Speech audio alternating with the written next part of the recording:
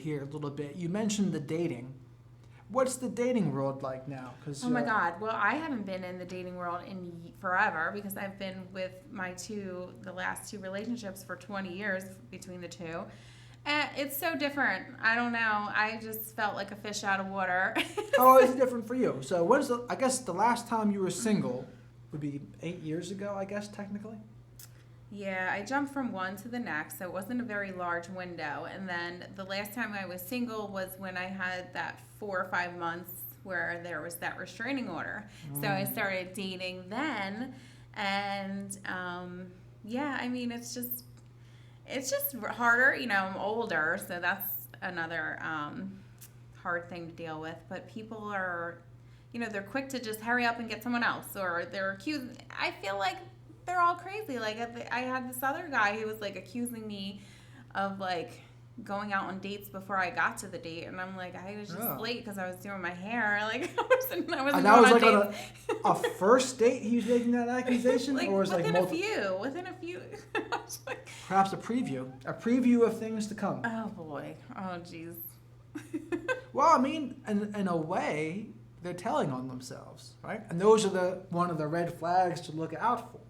And in the dating world, people's defects come up quickly in the dating world anyway.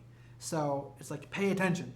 Pay attention to the defects because they're going to be most evident, most likely, in the dating and romantic sphere.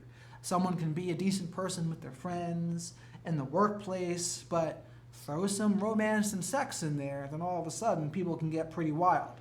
Right. And you see the good of them, and then you see the not so good of them too.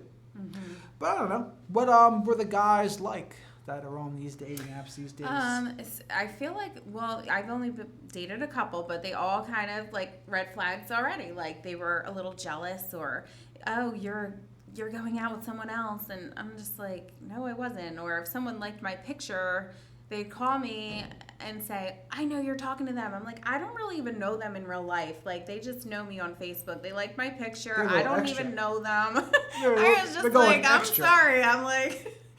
But what guys are you normally into? What's your type? My type? I don't know. Someone smart and caring and romantic. I like that. Yeah, so... Are those the kind of guys you wind up with? I end up with controllers for some reason, so I don't like those kind any longer. You know why? I know why this is. This is women's biggest struggle when it comes to this stuff. Is they'll say they want something, and they think they do, but there's a saying that attraction isn't a choice, and there's something that goes on underneath the conscious layer that actually like kind of leads women's actions around. And so women say all sorts of things, and guys say all sorts of things too. But underneath it, you follow the actions. That will tell the real story. Yeah. So like, oh, I want a nice romantic guy, who's this? And then meanwhile, she's with the guy that's like the controlling as hell dude. Right. It's like, where's the disconnect here? Yeah. There's something going on, but there's something in you, I would say, and this is not just you. Right. It's a lot of women that they just don't feel it for a good dude that's a little more like very responsible, has their shit together. There's no excitement sometimes, so that's the problem. Okay, now we're going to get somewhere here. So I do think like there is some excitement in a dark triad type kind of guy. Guy's a little more narcissistic, Machiavellian, or psychopathy, I think it's called. That's part of the dark triad.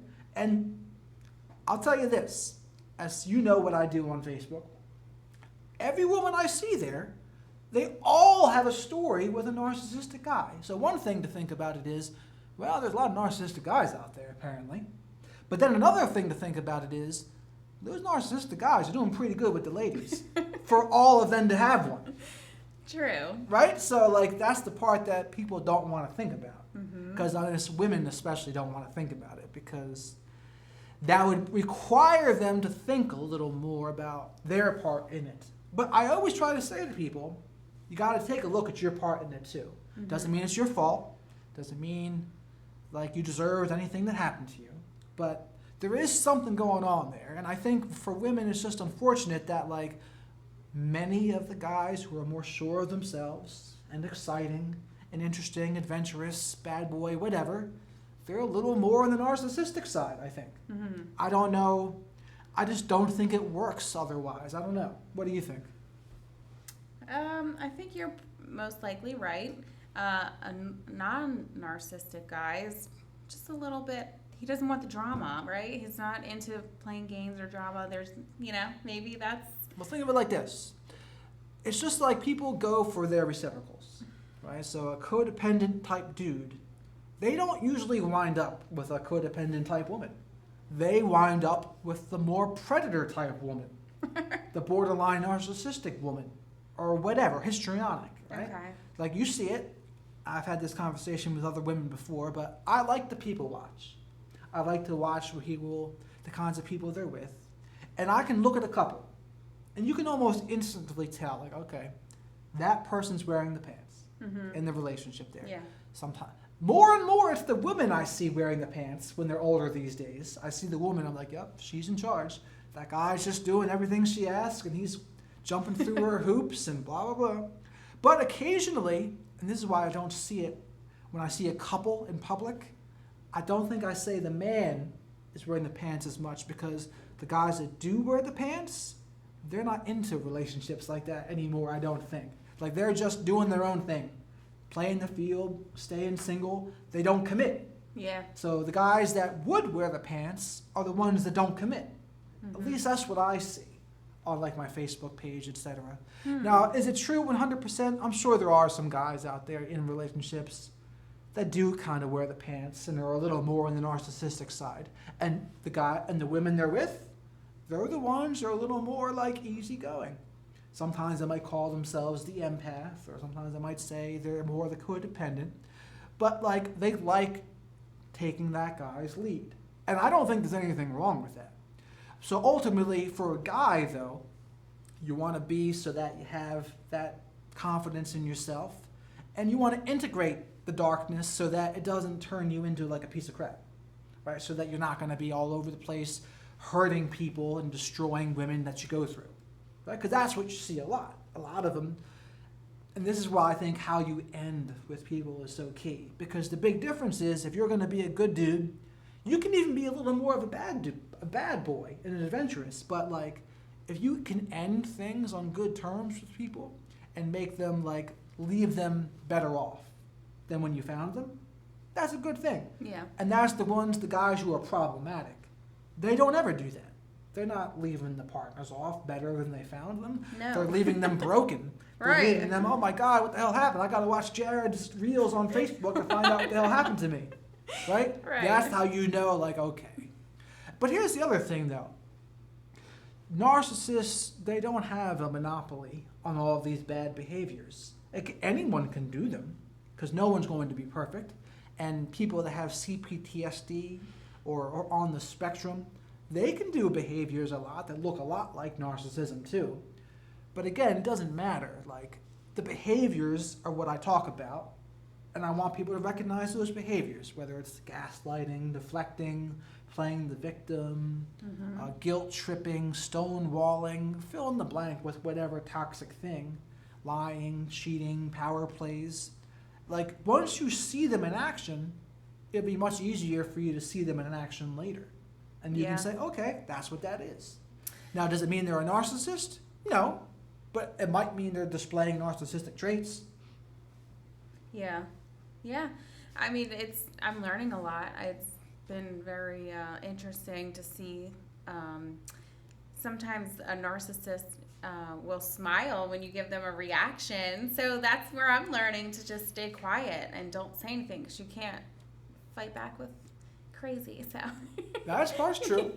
Well, I mean, a narcissistic dude's pretty easy to manipulate, I think, actually. All you would have to do to manipulate a narcissistic dude is just give him praise. Give him praise and compliments, and he would be like putty in your hands. Oh, wow. Well, think about it. Like, a Trump is like a narcissistic person, probably. And anyone who's ever praised him or supported him, he's on their team forever. He can't go against them. But if they backtrack it and go back on it, then he hates them. Mm-hmm. And that's just one example, though. There's tons of examples of that. I see that all throughout with celebrities. There are some guys, like, as soon as someone gives them some praise and admiration, even if that other person hated on them before, they hear that person giving some praise and admiration, and they change their opinion about him. And then, oh, that guy's great, actually. And that's how you can manipulate the narcissistic person. Oh, wow. Not that I would ever recommend people playing that game. I don't suggest anyone play that game and try to do that with them. It's a never-ending losing battle. Right. But that's really all it is about for them, make them feel good about themselves, and you'd be able to get away with a lot. Well, that's good to know. It's just a game. Don't use it against them. Okay. You are going to do it. No, You're probably going to I'm see not this- going to play any more games. Like, You're going to see this guy probably in the next week, probably. No, You don't I'm think so? done. No, I don't want to see anyone after that. I just want to stay single forever. Well, now. here's the problem, though. You haven't blocked him, though. Or you still talk to him, so it's always possible. Yeah, for now that is possible, but I'm at the point where I don't really want to go down that road anymore. That makes more sense. So yeah, I didn't block him, but I probably will get like a cash app for. No, I'm just kidding. He'll probably send me money or something, and then I'm like, oh, yeah. But Sends no. you money. Is that what he does? Yeah. Oh, that's more of like his like impression management, or like, oh, hopefully Gina will like me again, or the look at me favorably if I do this. Yeah. Yeah. Interesting. Yep. Interesting. I didn't know he did that. I thought he did the gifts and whatever else, but not the money too. Yeah, the money is good. I'm just kidding. No, but. No, you're not, kids. 50% truth. Oh my God. Well, who wouldn't like money? I mean, come on. That's honest. Yeah. That's honest. Yeah. So when you were doing the dating apps, though, which ones were you doing? Let's see.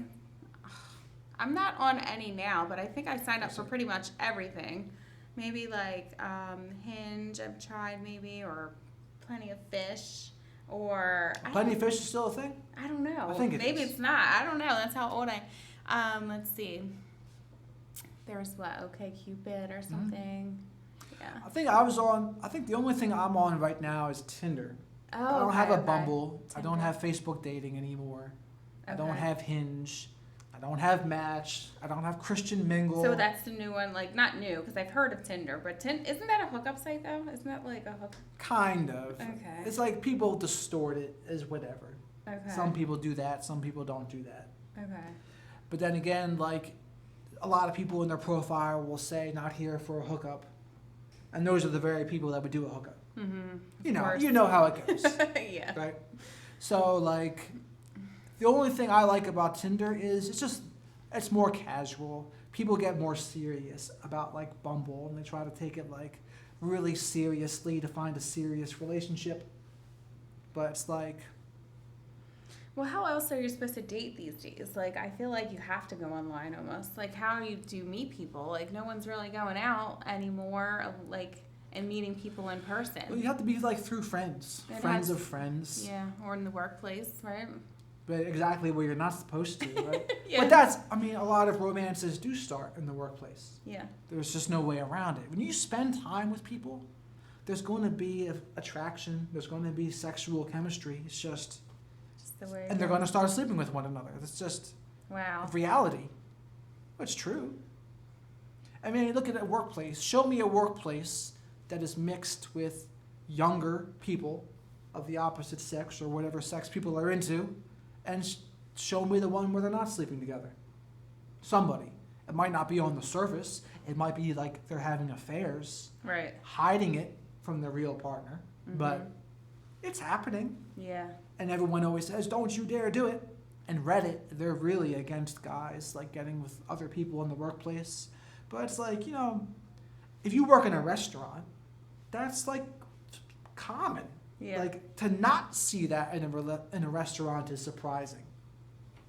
But I guess they would say in a more career-oriented job, like not that bartending and serving can't be a career for some people, but like you go to an office place, you don't want to risk it. They would say you don't want to shit where you eat in that kind of scenario, which I understand. But Yeah. humans are gonna human.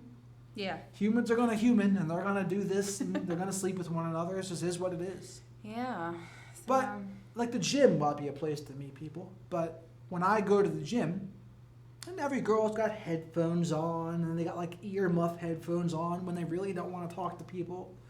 Which is odd though, because they wear so little clothing to the gym now. yeah. And then they wear all these headphones or things to not talk to people, which is crazy. Right.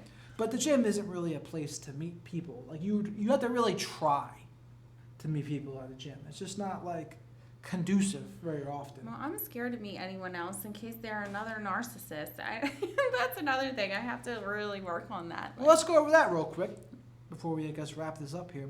So what would you think are the red flags that you think you need to look out for? What would be the indicators? Some jealousy off the bat. Like that would be something not to ignore.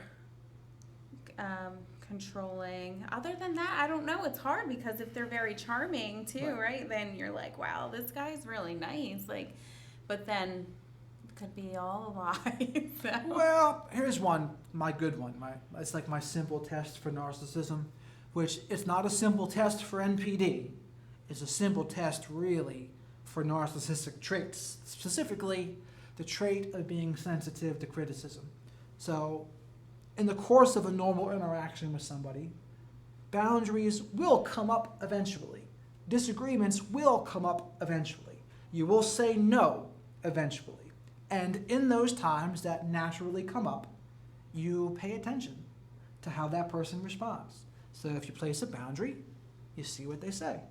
Are they angry? Do they flip the script on you? Do they gaslight you? Do they deflect? Do they play the victim? Do they guilt? Do they do something?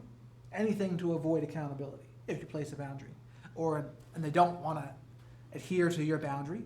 Do they respect boundaries or do they bulldoze boundaries? Do they get very annoyed when you have a different opinion than them?